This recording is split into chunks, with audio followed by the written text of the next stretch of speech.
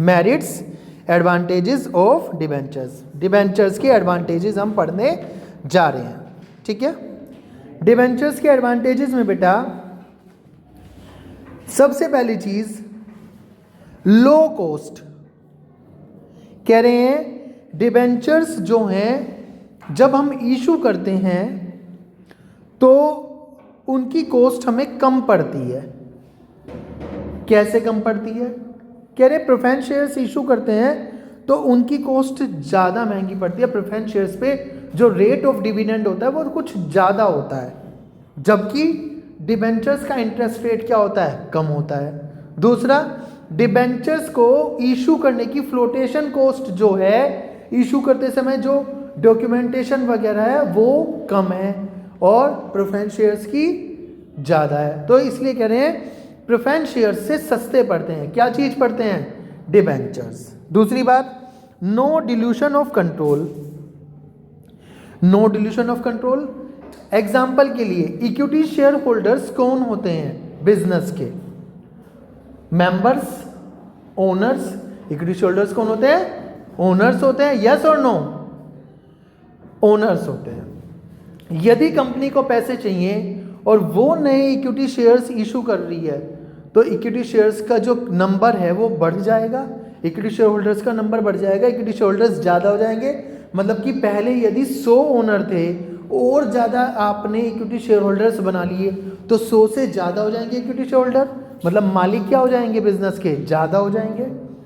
पहले 100 लोगों के हाथों में कंट्रोल था जिनके पास शेयर्स थे, अब जब कंपनी में ज़्यादा शेयर्स इशू कर दिए और लोगों को भी मेंबर बना लिया तो डिल्यूशन ऑफ कंट्रोल हो जाएगा कि नहीं हो जाएगा?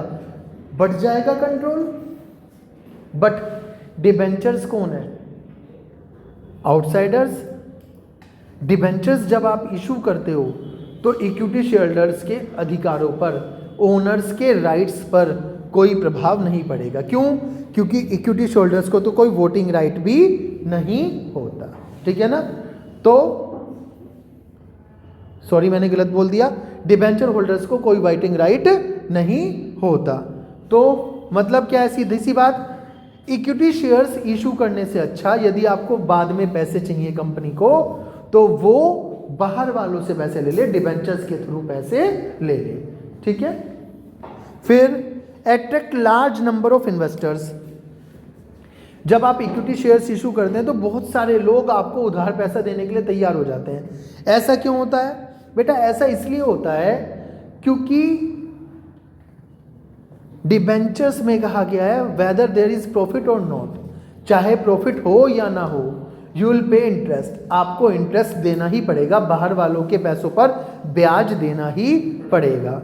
और जबकि यदि आप शेयर्स इशू करेंगे तो शेयर्स पर डिविडेंड कब मिलता है? जब प्रॉफिट होता है, जब प्रॉफिट होता है। यदि प्रॉफिट नहीं है तो डिविडेंड भी नहीं मिलेगा। तो सिक्योर क्या है ज़्यादा?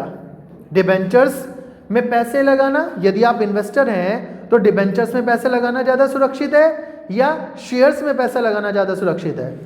डिबेंचर्स में, क्योंकि डिबेंचर्स का इंटरेस्ट तो कन्फर्मली मिलेगा ही मिलेगा।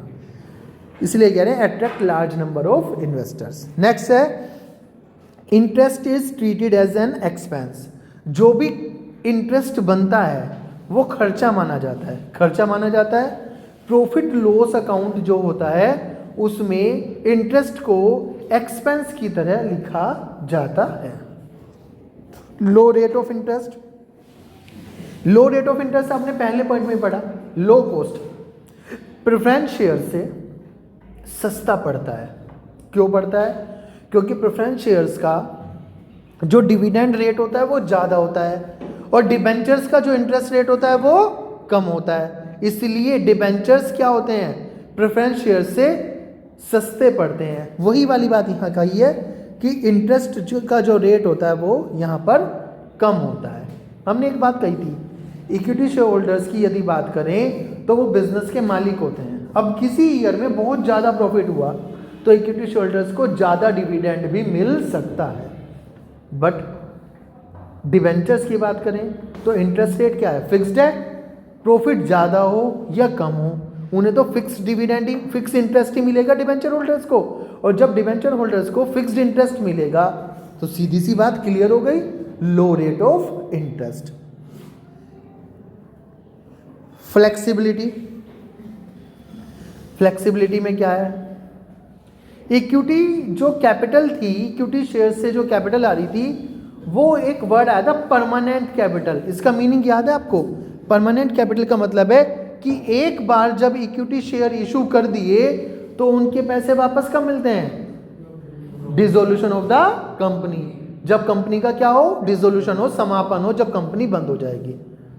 बट डिबेंचर्स में क्या है, आपको आज पैसे की जरूरत है, आज आपने उधार ले लिया, जिस दिन आपके पास पैसे ज़्यादा हों, आपको लग रहा हो ये पैसे इस्तेमाल के लिए नहीं है, ओवर कैपिटलाइजेशन हो रहा है, इन पैसों की ज़रूरत नहीं है, तो उस दिन डिबेंचर होल्डर्स को उनके पैसे क्या कर दो? रिटर्न कर दो। फ्लेक्सिबिलिटी है, जब चाहे ले लो, डिबेंचर्स इशू कर दो, और जब चाहे उनके मनी बैक कर दो, रिडम्पशन कर दो। तो ये क्या है? मेरिट्स ऑफ डिबेंचर्स हैं। ओके।